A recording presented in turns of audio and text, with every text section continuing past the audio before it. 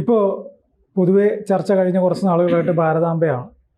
ഭാരതാംബയെ അംഗീകരിക്കാൻ പറ്റുന്നവരും അംഗീകരിക്കാൻ പറ്റാത്തവരും എന്ന രണ്ട് ചേരിയിൽ നിന്നിട്ട് ഗവർണറും സർക്കാരും തന്നെ രണ്ട് തലത്തിലേക്ക് പോയി എന്നതാണ് സത്യം. അതിപ്പോൾ വന്ന് കേരള യൂണിവേഴ്സിറ്റിയുടെ രജിസ്ട്രാറെ സസ്പെൻഡ് ചെയ്യുന്ന തലത്തിലേക്ക് വരെ കാര്യങ്ങൾ പോയി. രജിസ്ട്രാറെ സസ്പെൻഡ് ചെയ്യാൻ VC നിർദ്ദേശിക്കുന്നു. എന്നാൽ VCക്ക് അങ്ങനെ സസ്പെൻഡ് ചെയ്യാൻ പറ്റില്ല എന്ന് സിൻഡിക്കേറ്റ് പറയുന്നു. രണ്ട് തലത്തിൽ എങ്ങനെ ഈ വിഷയത്തെ നോക്കിക്കാണുന്നത് എങ്ങനെയാണ്? ഇന്നിപ്പോൾ നമ്മൾ പ്രധാനമായിട്ട് ഈ ആളുകൾ വെറുതെ തർക്കവിഷയം എന്നൊക്കെ പറയുന്ന പോലെ ഭാരതാംബ സത്യത്തിൽ തർക്കവിഷയമല്ല. അത് തർക്കവിഷയമാകുന്നതിനകത്ത് അർത്ഥമില്ല. ഭാരതമാതാവ് എങ്ങനെ തർക്കവിഷയമാവുക? ഈ ഭാരതത്തിൽ ജീവിക്കുന്ന എല്ലാവരെയും സംബന്ധിച്ചും ഭാരതത്തെ മാതാവായിട്ട് കാണുന്ന ഒരു പാരമ്പര്യമാണ് നമുക്കുള്ളത്.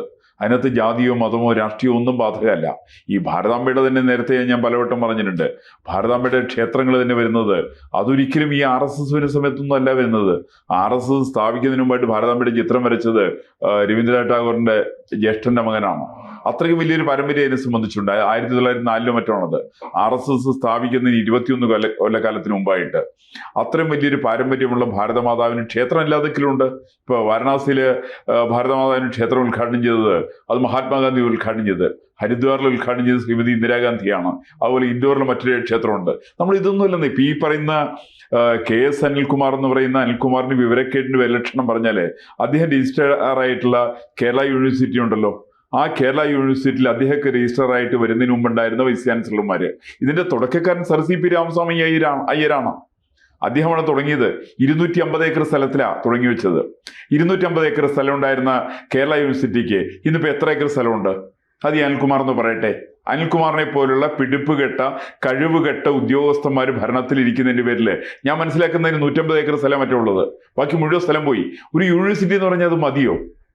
ഒരു യൂണിവേഴ്സിറ്റിയുടെ സങ്കല്പങ്ങൾ എങ്ങനെയാണ്? ഇപ്പൊ അവര് വാരണാസിയില് ഇവിടുന്ന് സർ CP രാമസ്വാമി അയ്യരാണ് ഇത് തുടങ്ങിയെന്ന് പറഞ്ഞു. അതേ സർ CP രാമസ്വാമി അയ്യരെ വാരണാസിയിലുള്ള ബനാറസ് ഹിന്ദു യൂണിവേഴ്സിറ്റിയുടെ വൈസ് ചാൻസലറാക്കി. ആ യൂണിവേഴ്സിറ്റി തുടങ്ങിയത് മദനമോഹന മാളവിയാണ്. അതിന്റെ വലിപ്പം എന്ന് പറഞ്ഞാൽ 2300 ഏക്കർ സ്ഥലത്താണ്. 2300 ഏക്കർ സ്ഥലത്ത് അതിന്റെ 10 വെച്ചിട്ടാണ് സർ CPയുടെ കേരളത്തിൽ തുടങ്ങിയത്. അത് മാത്രമല്ല, ഇത് ഇൻഡസ്ട്രിയെ സംബന്ധിച്ചാണെങ്കിലും വിദ്യാഭ്യാസത്തെ സംബന്ധിച്ചാണെങ്കിലും സഫീഷ്യൻ്റ് ആയിട്ടുള്ള സ്ഥലമാണ് ഇത്തരം യൂണിവേഴ്സിറ്റികളെ സംബന്ധിച്ചും വ്യവസായ സ്ഥാപനങ്ങളെ സംബന്ധിച്ചും ഒക്കെ അതിൻ്റെ ഒരു പ്രാധാന്യം ശരിക്കതാണ്. അല്ല, ഇവിടുത്തെ പ്രധാന ചർച്ച എന്ന് പറയുന്നത് ഗവർണർ വന്നതിന് ശേഷം രാജ്ഭവനിൽ ഭാരതാംബയെ കൊണ്ടുവരുന്നു. ഭാരതാംബ എന്ന് പറയുന്ന ചിത്രത്തിൽ കാവിക്കൊടിയേന്തിയ ഭാരതാംബയാണ് ഇതിൻ്റെ പ്രധാന വിഷയം. അത് യൂണിവേഴ്സിറ്റിക്കകത്ത് ഒരു പ്രധാന പരിപാടിയിലേക്ക് വരുന്ന ഘട്ടത്തിൽ അതൊരു മതപരമായ ചടങ്ങ് അല്ലെങ്കിൽ ഒരു രാഷ്ട്രീയപരമായ ഒരു ചടങ്ങ് അത് യൂണിവേഴ്സിറ്റിക്കകത്ത് നടക്കില്ല എന്നതാണ് രജിസ്ട്രാറിന്റെ നയം. ഈ രജിസ്ട്രാറെ സംബന്ധിച്ച് അങ്ങനെ നയം എടുക്കാൻ സാധ്യമല്ലല്ലോ. അങ്ങനെയാണെങ്കിൽ ഈ പറയുന്ന സെനറ്റ് ഹാള് പൊതുസമൂഹത്തിന് വാടകയ്ക്ക് കൊടുക്കാമോ? 60,000 രൂപ ടാക്സ് അടച്ചിട്ടുള്ളവര് എടുത്തവര് വാടകയ്ക്ക് വാങ്ങിച്ച് ആണല്ലോ ഈ പണം മേടിച്ചിട്ട് ഇയാൾ മേടിച്ചിട്ട്. അല്ല, വാടകയ്ക്ക് അങ്ങനെ കൊടുക്കുന്ന സമയത്ത് കൃത്യമായിട്ട് അതിൽ പറയുന്നത് വാടകയ്ക്ക് കൊടുക്കുന്ന സമയത്ത് ഭാരതമാതാവിന്റെ ചിത്രം വയ്ക്കാൻ പാടില്ല എന്ന് പറഞ്ഞിട്ടുണ്ട്. രാഷ്ട്രീയ പാർട്ടിയുടെ പരിപാടികളോ അല്ലെങ്കിൽ ഈ പറയുന്ന ഭാരതമാതാവിന്റെ ചിത്രം എന്ന് പറയുന്നത് ഒരു സ്ഥലത്തും മതപരമായ ചിഹ്നമായിട്ടാരും പറഞ്ഞിട്ടില്ല. ഒരു രാഷ്ട്രത്തിന്റെ ചിഹ്നം. ഞാൻ വേറെ ഒരു എക്സാമ്പിൾ പറഞ്ഞാലേ, കേരള യൂണിവേഴ്സിറ്റിയുടെ കീഴിൽ ഒരു കോളേജ് ഉണ്ടായിരുന്നു. ഇവിടെ എറണാകുളത്ത് തൃക്കാക്കരയിലെ കോളേജ്, അതിന്റെ പേര് ഭാരതമാതാ കോളേജ് എന്നാണ്. ഇപ്പൊ ഈ പറയുന്ന അനിൽകുമാർ ഇയാളതിന്റെ മറ്റേ അഫിലിയേഷൻ എടുത്ത് കളയോ യൂണിവേഴ്സിറ്റിയിൽ നിന്ന്? ഇയാൾക്ക് കളയാൻ ധൈര്യമുണ്ടോ? എന്ന് വെച്ചാൽ യൂണിവേഴ്സിറ്റിയിൽ രജിസ്ട്രാർ ആയിരിക്കുന്ന ആള് രാഷ്ട്രീയം കളിക്കാൻ പാടില്ല. ഒന്ന് സാമാന്യ വിവരമില്ലായിക്കട്ടോ, എനിക്ക് അതിൽ യാതൊരു സംശയവുമില്ല. ഒരു വിവരം കിട്ടവനാ. അല്ലെങ്കിൽ വിവരം കിട്ടവനല്ലെന്നുണ്ടെങ്കിൽ പരിപാടി നടക്കുന്ന 6 മണിക്ക് 2 മിനിറ്റ് 3 മിനിറ്റ് മുമ്പായിട്ട് ഫാക്സ് മെസ്സേജ് മറ്റേ ഇമെയിൽ മെസ്സേജ് കൊടുക്കുകയാണ് ഗവർണറുടെ ഓഫീസിലേക്ക്, ഞങ്ങൾ ഗ്രൗണ്ട് ഇത് ക്യാൻസൽ ചെയ്തിരിക്കുന്നു. ഇയാളത് ക്യാൻസൽ ചെയ്യാനായിട്ട് ഇയാൾക്ക് എന്താ അധികാരമുള്ളത്? വെറുതെ വിവരക്കേട് കാണിക്കാണോ ഇയാള്? അതിന്റെ പേരിലാണ് ഇയാളെ സസ്പെൻഡ് ചെയ്യുന്നത്. ഇയാള് ഗവർണറെ അവമാനിക്കാനുള്ള അധികാരം ഇയാൾക്കില്ല, ഈ അനിൽകുമാറിനില്ല. അതുകൊണ്ട് തന്നെയാണ് സ്വാഭാവികമായിട്ട് ഇയാളെ കൊണ്ട് അവിടെ ഒരു സാധനം മുമ്പോട്ട് പോകുന്നില്ല. ഇയാൾ പറയുന്ന ഭാരതമാതാവിന്റെ ചിത്രത്തെക്കുറിച്ചുള്ള ഇയാളുടെ ആക്ഷേപം ഇയാൾക്ക് ഈ വിഷയം അറിയാമോ? എനിക്ക് ധൈര്യമായിട്ട് പറയാൻ സാധിക്കും, അനിൽകുമാറിന് ഡോക്ടർ അനിൽകുമാർ എന്ന് പറയുന്ന ആൾക്ക് അവിടുത്തെ എന്താണ് ഭാരതമാതാവിന്റെ വിഷയം എന്ന് അയാൾക്കറിയില്ല. ഇയാൾ പൊട്ടക്കണ്ണന്റെ മാവേലുകൾ നടത്തുകയാണ്. ഇയാൾക്ക് യാതൊരു വിവരമില്ലാത്ത മനുഷ്യനാണ്. ഇയാൾ ചില കമ്മ്യൂണിസ്റ്റ് പാർട്ടിയുടെ ചില ശിങ്കിടികളായിരിക്കുന്ന ആളുകൾ, അതായത് ശിവൻകുട്ടി പോലുള്ള ആളുകളുടെ വിവരം കിട്ട ചില ആളുകളുണ്ട്. ഈ പറയുന്ന ചില വിവരം കിട്ട ആളുകളുടെ താളത്തിന് തുള്ളുന്ന ആൾ മാത്രമാണ് അനിൽകുമാർ. അതിന് പേരിലാണ് ഇപ്പോൾ പുതിയ വന്നിട്ടുള്ള വൈസ് ചാൻസലർ ചാർജുള്ള ലേഡി ഉണ്ട്, സിസർ തോമസ് അല്ലേ. അവര് ഇയാൾക്ക് പകരം അവിടെ ആളെ വെച്ചു. പകരം ആളെ വെക്കാൻ കാരണം മിസ്സിസ് കാപ്പനെയാണ് വെച്ചത്. അത് വയ്ക്കാനുള്ള കാരണം ഇനി ഇയാളെ കൊണ്ട് യൂണിവേഴ്സിറ്റി നടത്തിക്കൊണ്ടുപോകാൻ പറ്റില്ല. ഇയാൾ വളരെ ഒട്ടും പ്രാപ്തിയില്ലാത്ത മനുഷ്യനാണ്. ഇയാളുടെ പ്രധാനപ്പെട്ട ഉദ്ദേശം മാർക്സിസ്റ്റ് കമ്മ്യൂണിസ്റ്റ് പാർട്ടിക്ക് വിടുപണി ചെയ്യുന്ന പണിയാണ് ഈ പറയുന്ന രജിസ്ട്രാറെ സംബന്ധിച്ചുള്ളത്. അപ്പോൾ ഒരു ചോദ്യമുണ്ട് ഇവിടെ. ഈ വൈസ് ചാൻസലറല്ല, സിൻഡിക്കേറ്റ് ആണ് രജിസ്ട്രാറെ നിയമിക്കുന്നതും അവർക്കെതിരെ നടപടി എടുക്കുന്നതെങ്കിൽ സിൻഡിക്കേറ്റിന് മാത്രമാണ് അധികാരം എന്ന് പറയുന്നുണ്ട്. അത് ശരിയാണോ? അത് അല്ല, അങ്ങനെ സാധ്യമല്ലോ. നമ്മൾ ഇപ്പോൾ സിൻഡിക്കേറ്റിനാണ് അധികാരം നിയമിക്കുന്നവർക്ക് മാത്രമൊന്നുമല്ലല്ലോ അത് നടപടിയെടുക്കാനുള്ള അധികാരം. അങ്ങനെയൊന്നും അല്ലല്ലോ. നടപടിയെടുക്കാൻ അധികാരം അവിടെയുള്ള സിഇഒയ്ക്കാണ്. ആരാണ് ചീഫ് ഇതിൻ്റെ ഓപ്പറേറ്ററായിട്ട് വരുന്ന ആള്? ആ സിഇഒ ആണ് അതിന് നടപടി എടുക്കേണ്ടത്. വൈസ് ചാൻസലറാണ് അതിൻ്റെ ഭരണാധികാരി. ഈ സ്ഥാപനത്തിന്റെ ഭരണാധികാരി വൈസ് ചാൻസലറാണ്.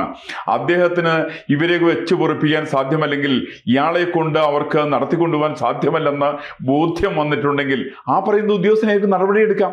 അങ്ങനെയാണ് വൈസ് ചാൻസലർ നടപടിയെടുത്തിരിക്കുന്നത്.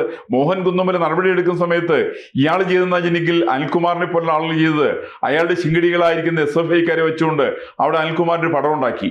അനിൽകുമാർ RSSന്റെ പൂർണ്ണ ഗണവേഷം ധരിച്ചിരിക്കുന്ന ചിത്രം ഉണ്ടാക്കി. ആ ചിത്രം അതിന്റെ ഫ്രണ്ടില് യൂണിവേഴ്സിറ്റിയുടെ മുമ്പിൽ സ്ഥാപിച്ചു. അത് ചെയ്തിട്ടുള്ള വിവരം കിട്ടവൻ അനിൽകുമാർ. ഒരു സാമാന്യ ബോധം വേണ്ടേക്ക്. അയാൾ വൈസ് ചാൻസലറെ കുറിച്ച് അയാൾ അങ്ങനെ ചെയ്യിക്കാമോ? ചെയ്യിക്കാൻ പാടില്ലോ. അയാൾ വൈസ് ചാൻസലറെ അയാൾ ആക്ഷേപിക്കും, അയാൾ ഗവർണറെ ആക്ഷേപിക്കും, അയാൾ കേരള സംസ്ഥാനത്തെ ആക്ഷേപിക്കും. ഇത് മാത്രമല്ല ചെയ്ത്. സിൻഡിക്കേറ്റിൽ ആരാ ഉള്ളത്? സിൻഡിക്കേറ്റിലുള്ള ഒരാള് ഹൈക്കോടതി ഇതിനകത്ത് ഈ പറയുന്ന അനിൽകുമാറിന്റെ സസ്പെൻഷന് അത് ഇടപെടില്ല എന്ന് പറഞ്ഞ സമയത്ത് ഈ പറയുന്ന ഹൈക്കോടതി ജഡ്ജിക്കെതിരായിട്ട് ഇയാൾ ട്വീറ്റ് ചെയ്തു. ഞാനൊരു പേര് മറന്നുപോയി. ഒരു സിൻഡിക്കേറ്റ് മെമ്പറാണ്. ഇത്തരം വിവരം കെട്ടവന്മാർ, ഈ ആരോ പറയുന്നവർ 10 കാശിന് കൊള്ളില്ലാത്ത വിദ്യാഭ്യാസത്തെക്കുറിച്ച ഒരു പരിജ്ഞാനമില്ലാത്ത നിരവധി ആളുകളെ വച്ചുകൊണ്ടിരിക്കുന്ന ഒരു സ്ഥാപനമാണ് ഈ പറയുന്ന യൂണിവേഴ്സിറ്റികൾ. ഇതിന് വലിയൊരു പാരമ്പര്യമുണ്ട് കേരള യൂണിവേഴ്സിറ്റിക്ക്.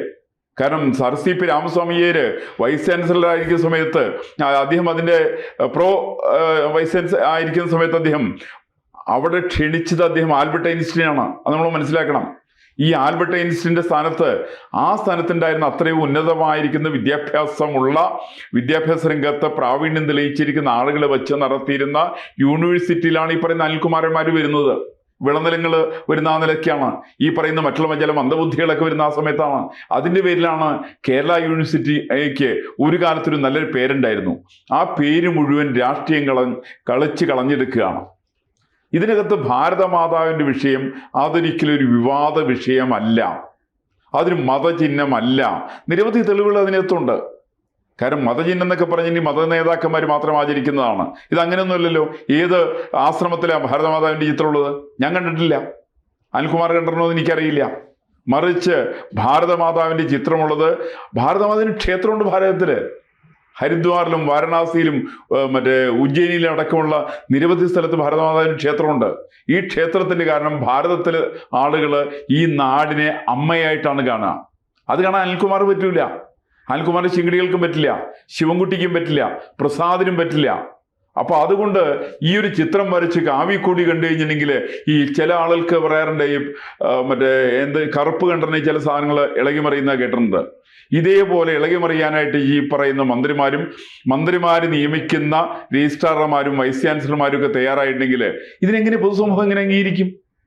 നിങ്ങൾക്ക് ഒന്നിനെ എതിർക്കുവാനുള്ള അവകാശം നിങ്ങൾക്കുണ്ട്. ഒരു തെറ്റുമില്ല. ആർക്ക് എന്തിനു വേണമെങ്കിലും എതിർക്കാം. പക്ഷെ എതിർക്കുന്ന സമയത്ത് ഇതിന് ന്യായം വേണം, ഇതിനകത്തൊരു യുക്തി വേണം.